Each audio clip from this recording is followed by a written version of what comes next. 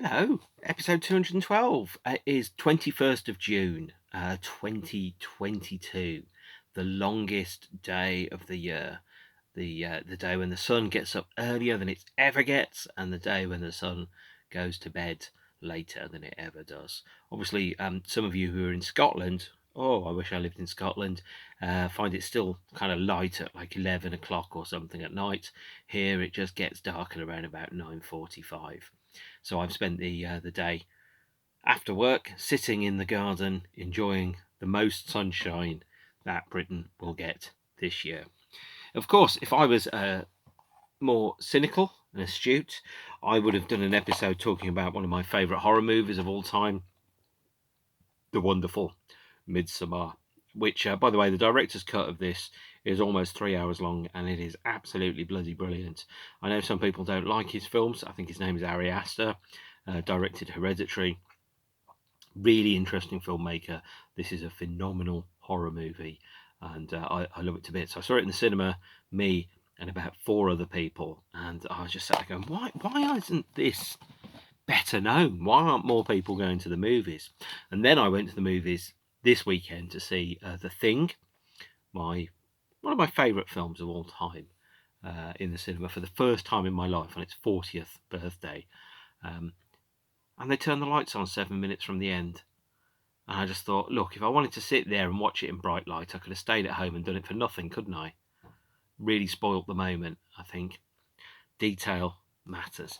And talking of that, today I am talking about one of one of my very favourite bands. You will know from the title of the video and also from the T-shirt that I'm going to be talking about The Wedding Present and their seventh studio album, El Rey, released in 2008 and recorded with Steel Albini, and an album recorded at roughly the same time, the George Best edition, and also the box set here, How the West Was Won, a compilation of singles that never were from the El Rey era. This is a great period of time, actually, to have been a Wedding Present fan, I think. The band were playing a lot of shows, releasing a lot of material, very busy. Of course, I was barely paying attention, which is, of course, one of the many things that I regret. But at the time that this started to happen, I was not in the place to listen to the band. As mentioned in the last episode when I talked about the Take Fountain album, 2006 is both the end of the Take Fountain era and the start of the El Rey era, although they didn't play any of the songs from El Rey until 2007.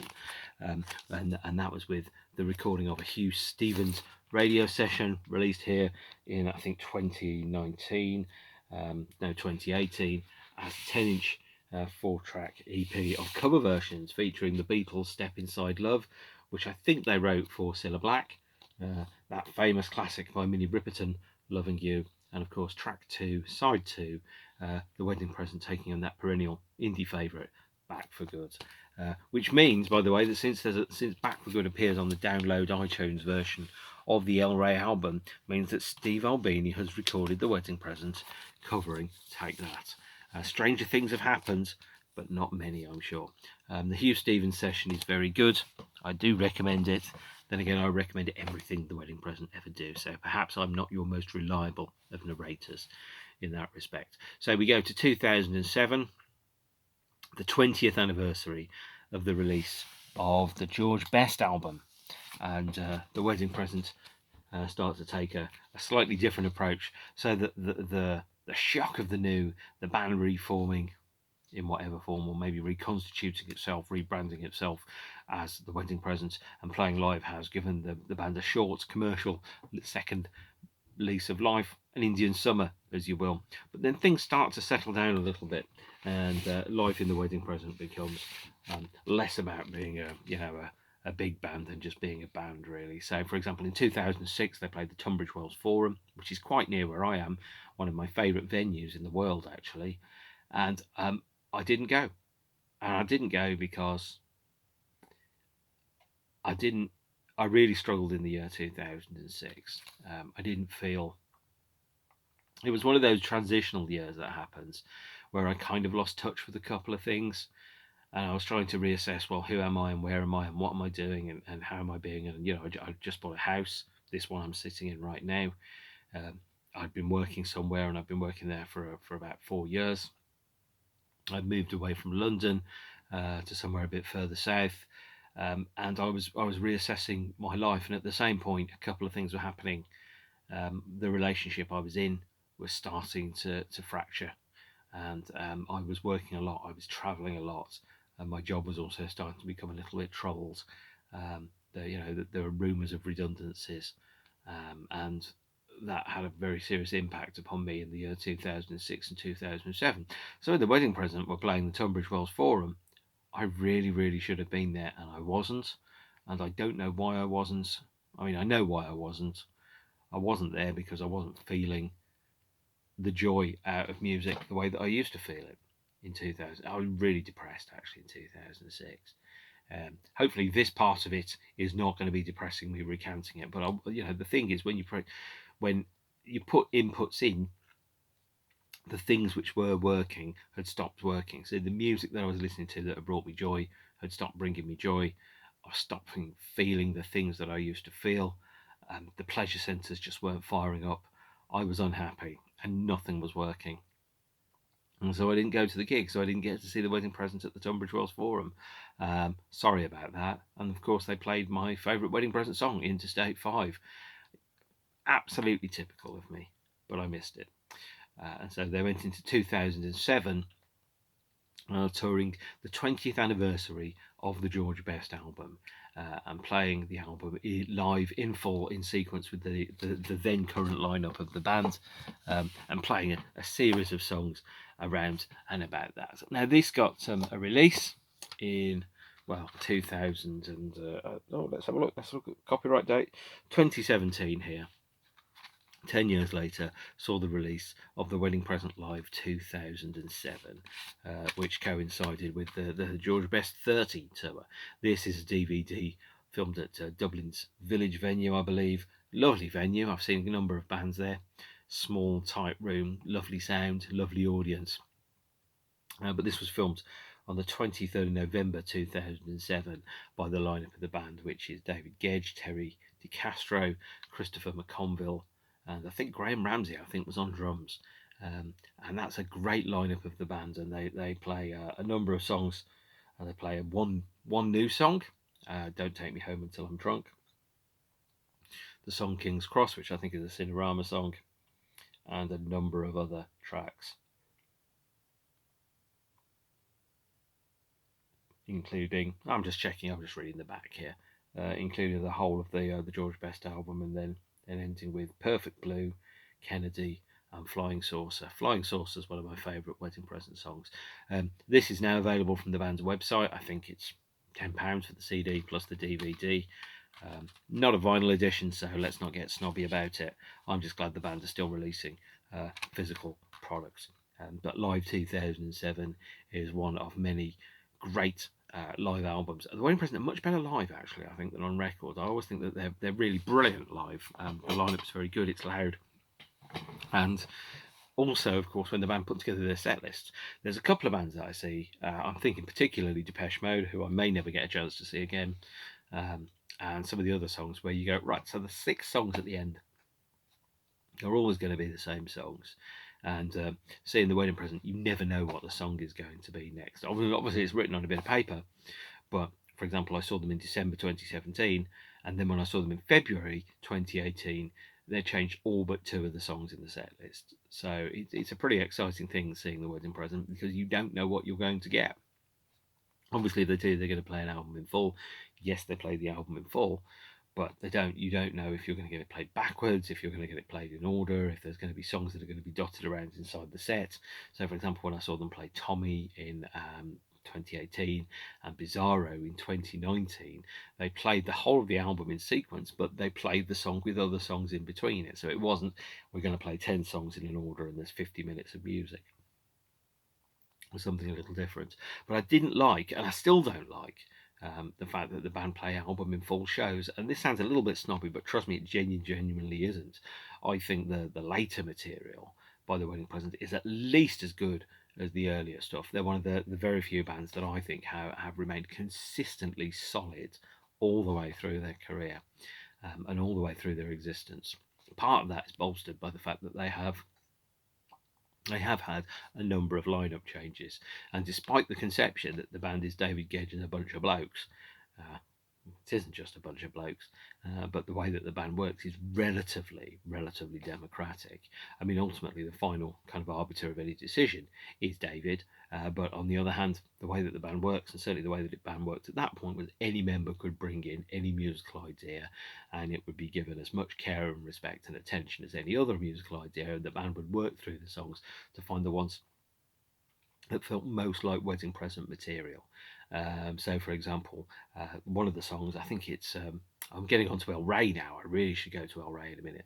But one of the songs was originally a quite fast, upbeat song. I think that was Boo Boo.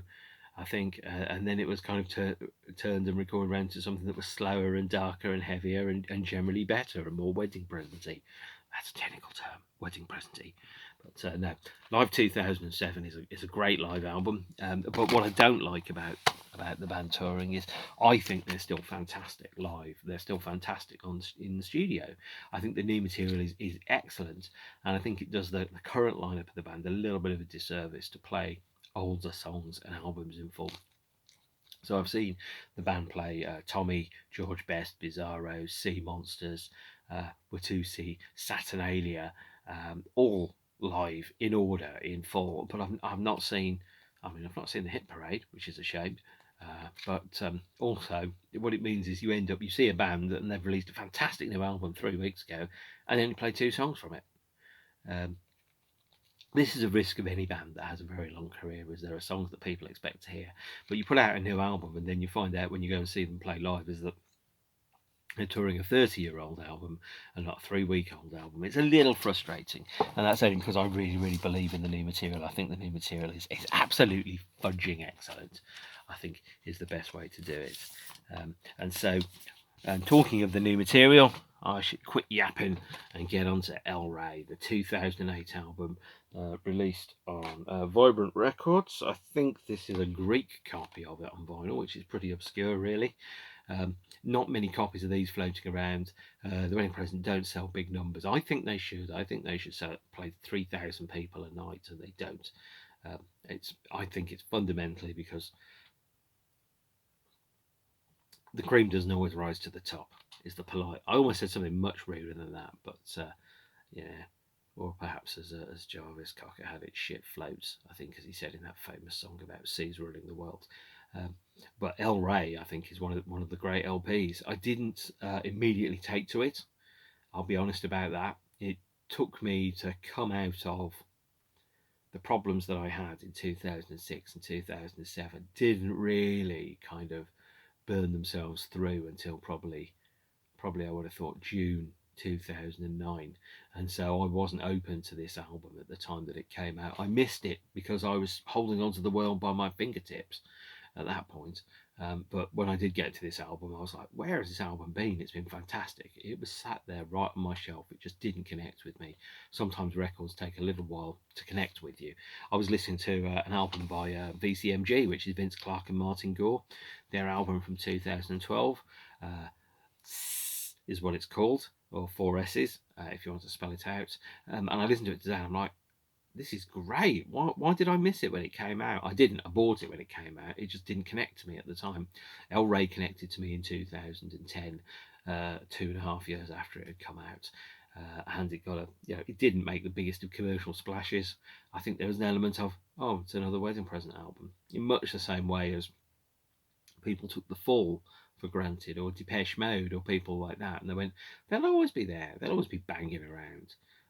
I can afford to not pay attention for a minute. Or you suddenly wake up one day and you realise, oh, I've missed like 3 albums by a band that I love. And it's like, well, you don't love the band that much then if you've missed 3 albums. They don't make that many albums. But no, I wasn't in the place to receive new music when this came out. I'm in the place now, and I rate this album very highly. What I will say is, it was recorded in January 2008 at Electrical Audio in Chicago, Illinois. Produced is probably the overstatement of it.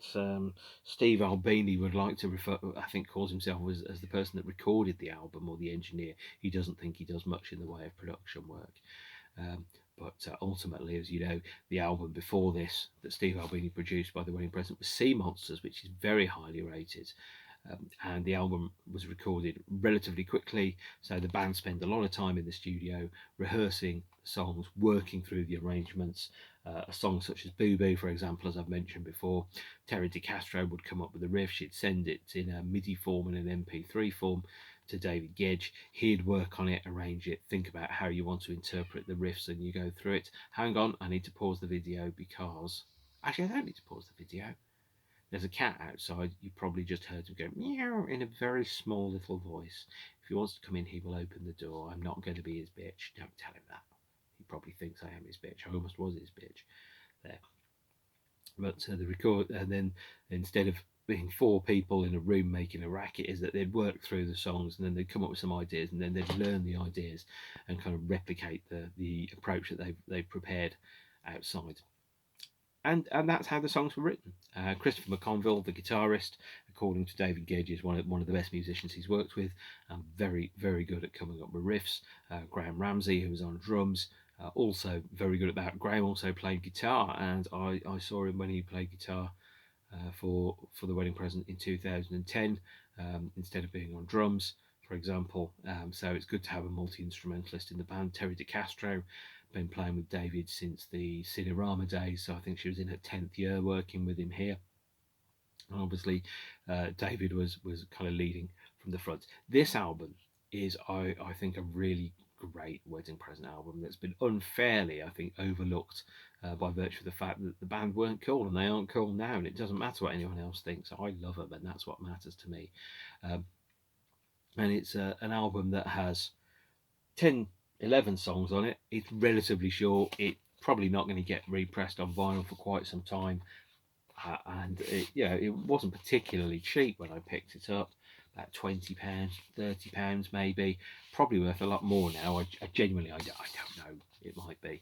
And there it is. So it starts with Santa Ana Winds. Now, I have to talk about the geography of the album.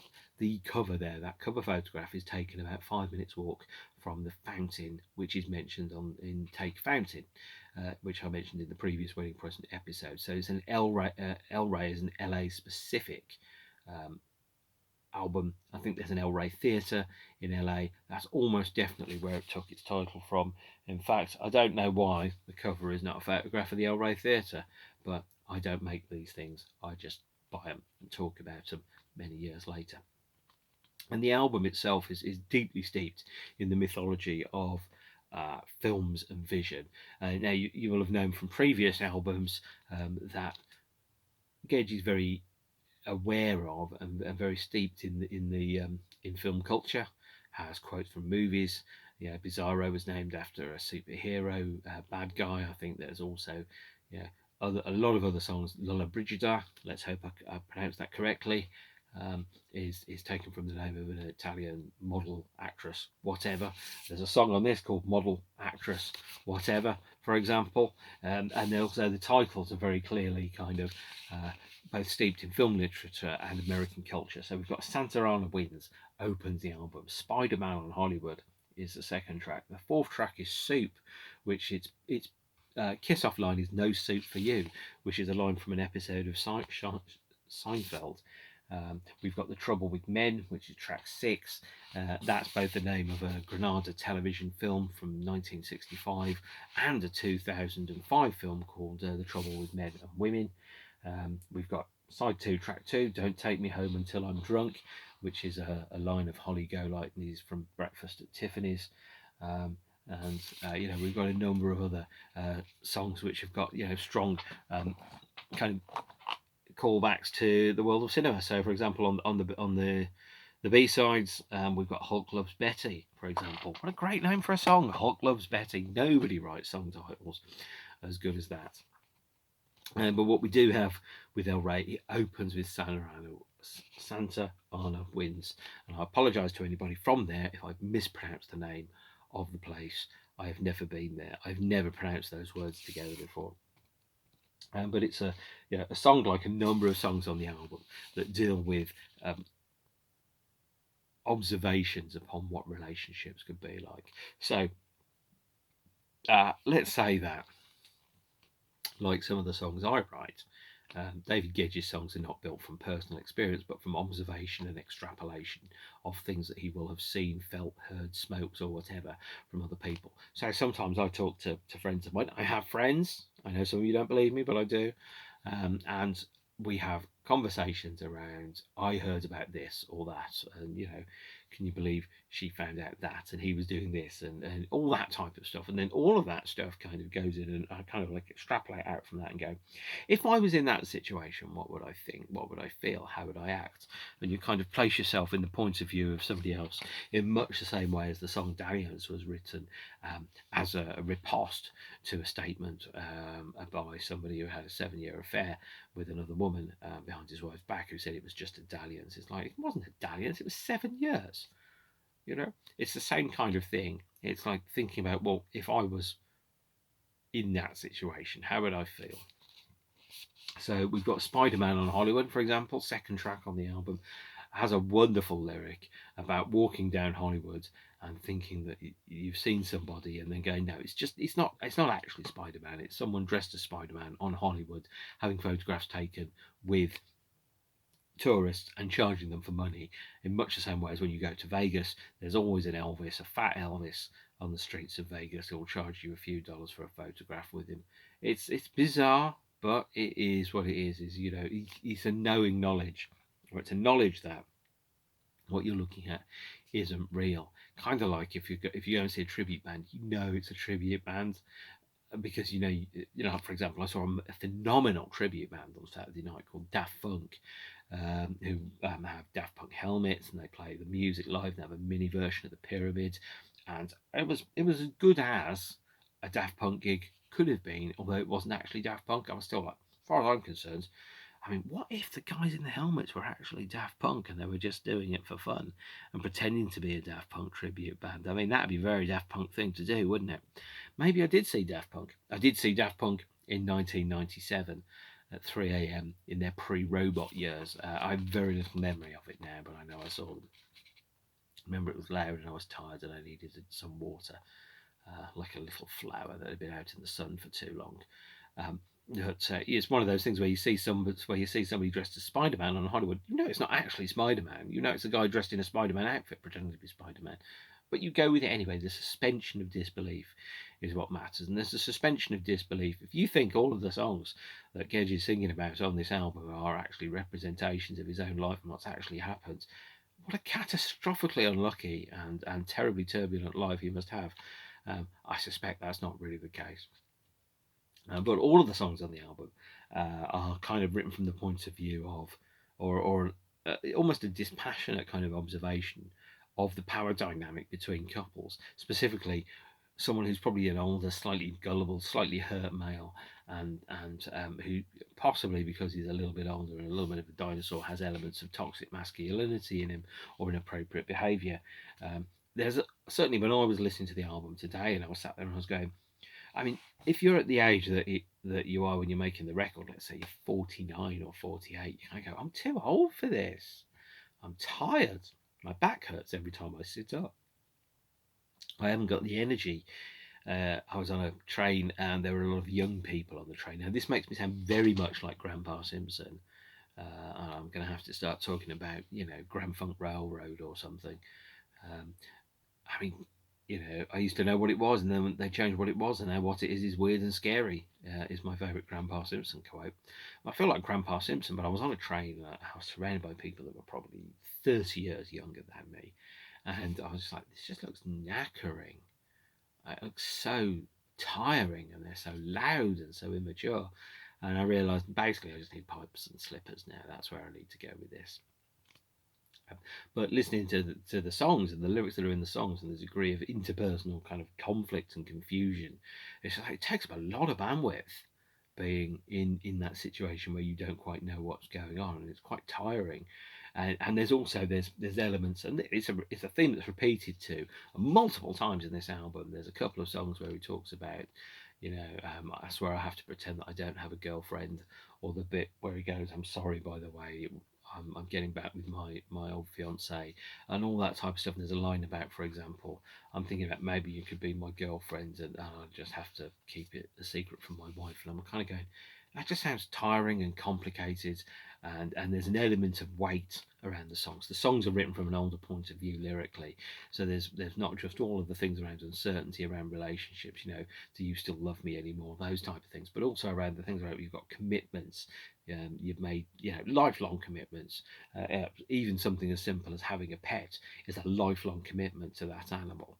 Um, it may be the life of that animal, and you will be the only human that that animal experiences and loves, whereas that cat maybe, or that dog may be one of many that you have. What you have there is that lifelong commitment there. So, a mortgage, a job, a relationship, pets, children, a car, a loan. These are all commitments, and these are things that drag you down, which mean that you can't make the decisions that perhaps if you didn't have those commitments, you'd be able to go, yes, I'll have a girlfriend, because you can't have a girlfriend, you want a wife.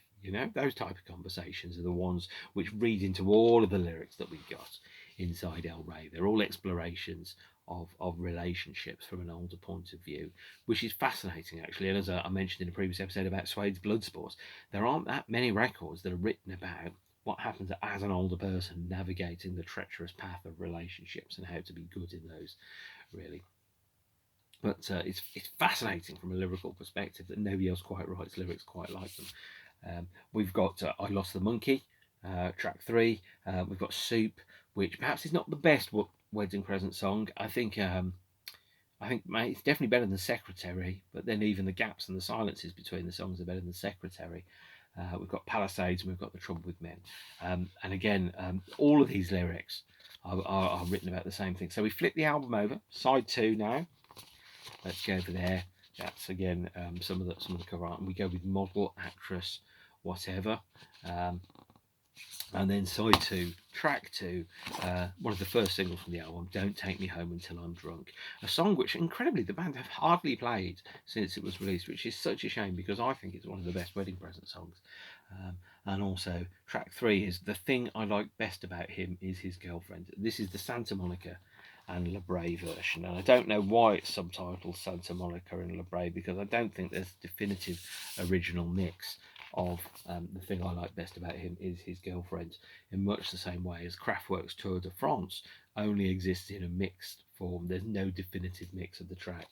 And then we have track 4, which is Boo Boo, and track 5, which is Swingers, which is a short kind of 2-3 minute song that's written about polyamory and being in a swinging relationship, but from the perspective of a woman. So it's sung by Terry DeCastro.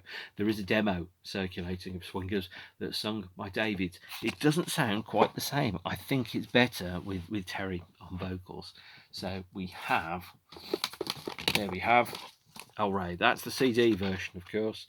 By the way, the wedding present album to be recorded, the first wedding present album to be recorded by Steve Albini's Sea Monsters.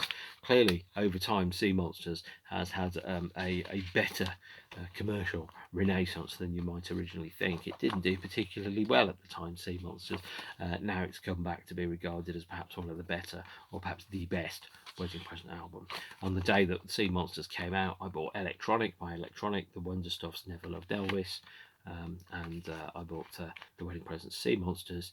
Sea Monsters was the one that I struggled with the most because it wasn't so immediate, but it's also the one I come back to the most over time. But El Rey there is a really great, solid wedding present album. I think it's really good. It's underrated, and you should at least listen to it on Spotify if you get the opportunity to do so. 2008 then. Started off with that. The band released a series of download singles as available on iTunes. Of course, the album itself has a cover of Back for Good as the iTunes only bonus track. Late 2008 saw the release of How the West Was Won, a 4 CD box set, now deleted and difficult to get, sorry about that record collector skim, of 4 CD singles from the album. But 4 CD singles where there weren't actually CD singles originally released. So this is physical CD singles of the 4 previously download only singles, and these are The Thing I Like Best About Him Is His Girlfriend, which has 4 versions of the track on. It's got the standard Santa Monica and La Brea version. It's got a Jet Age remix. It's got a GR's Man-Made Island edition. That's Graham Ramsey. The acoustic version, and I think the Jet Age remix is by Team Wawa, which is Christopher McConville there. So the thing I like best about him is his girlfriend, which is, by the way, one of the best song titles ever. Nobody does song titles as good as this, not even the Flaming Lips. And then we've got Don't Take Me Home Until I'm Drunk, the second single, which is backed with this is backed with a Team Wawa remix and an acoustic version and a track called Pinch, Twist, Pull release. Then we have Santa Ana Wins, and Santa Ana Wins is backed with Hulk Loves Betty, Drink You, Eat You, 20 Jackies, which is a song about 20 different women with the name Jackie. And finally, Holly Jolly Hollywood, which also features, this is the Christmas single. I think this is the only place the song's been physically released. This also comes with an acoustic version, a cover version of White Christmas, and that cover version of Back for Good there, on the Holly Jolly Hollywood EP, as a 4-track kind of, as a 4-disc CD box set, effectively 4 CD singles. Erasure did one very similar. They did the Neon singles, which was 3 CD singles in a box, which was roughly about the same price point as this. But this is more difficult and hard to get these days, I'm afraid to say, because the Wedding Present are not such a popular band as Erasure. 2007 and 2008 saw the band do some radio sessions for the Mark Radcliffe show, the Mark Riley show, which was released on this in 2016. Vinyl edition of it. Side 1 of the Mark Riley sessions, disc 1, is Don't Take Me Home Until I'm Drunk. Everyone thinks he looks daft, Something and Nothing. Those are the sessions from 2007. So that's the first of the new songs, is Don't Take Me Home Until I'm Drunk. And then there's Palisades. The thing I like best about him is his girlfriend, and Gone from Bizarro. These Mark Riley sessions, as I've said before, the band generally approached those radio sessions as basically being, demos, and they worked through the songs in rehearsal studios and they played them for the radio, and that was how they did their demos for the period.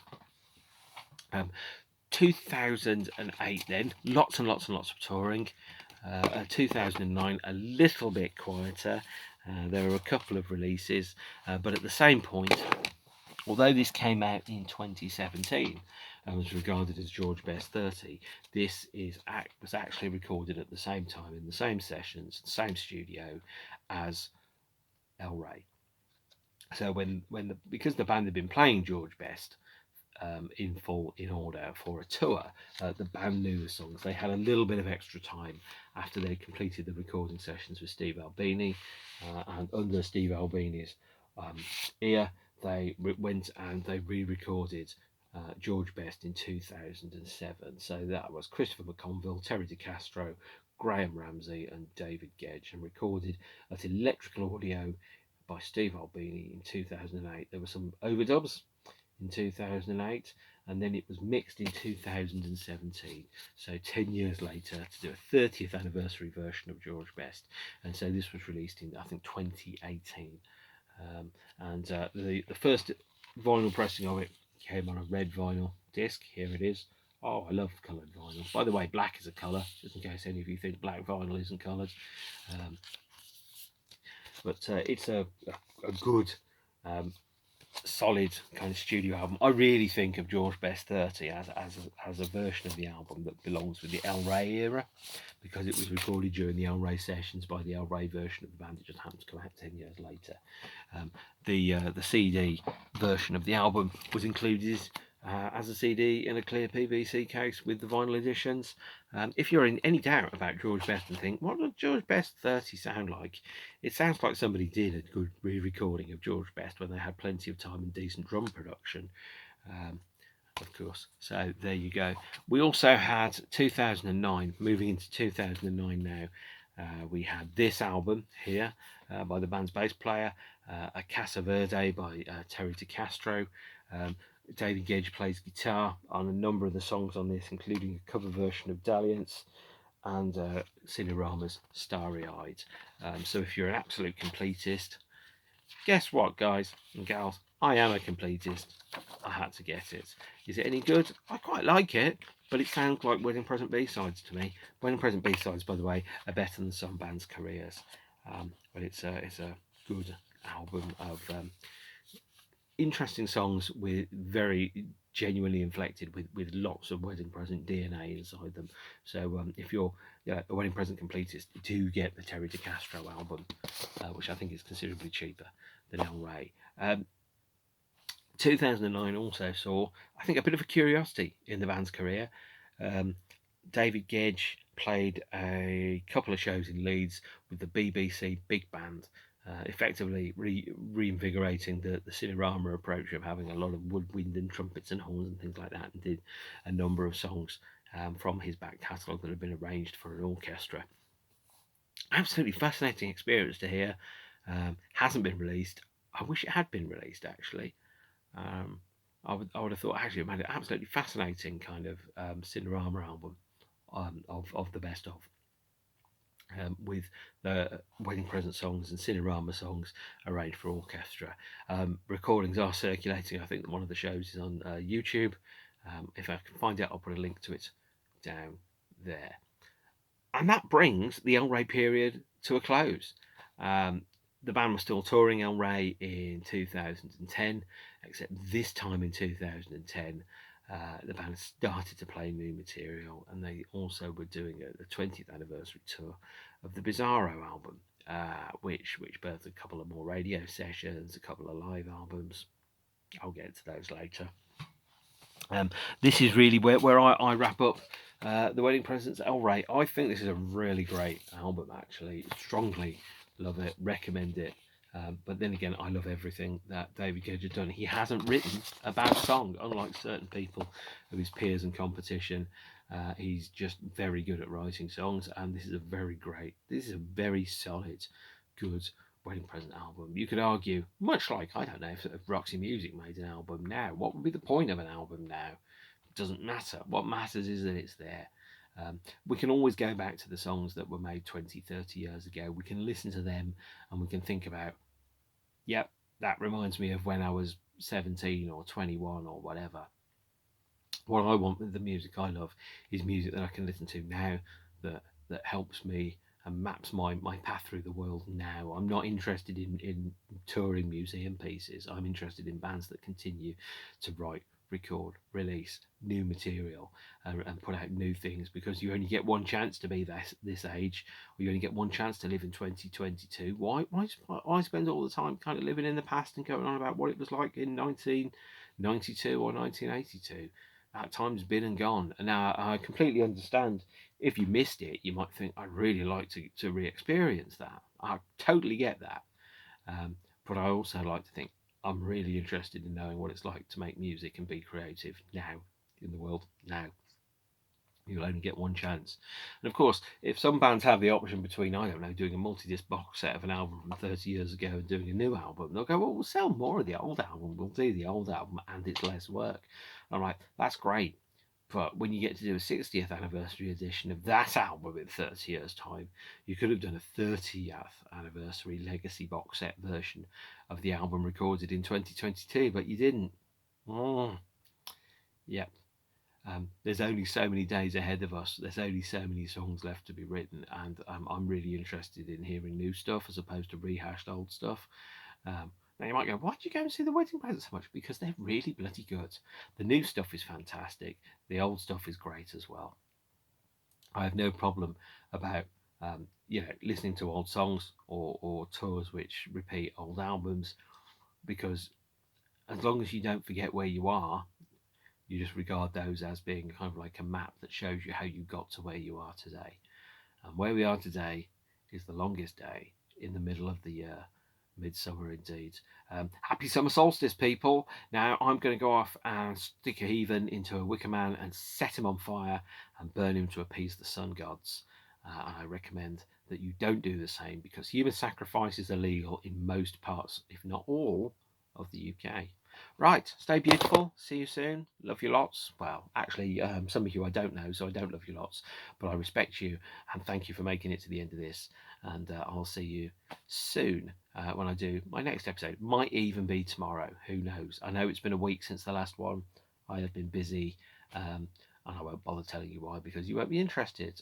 But I hope to do another one of these soon. Stay beautiful. Bye.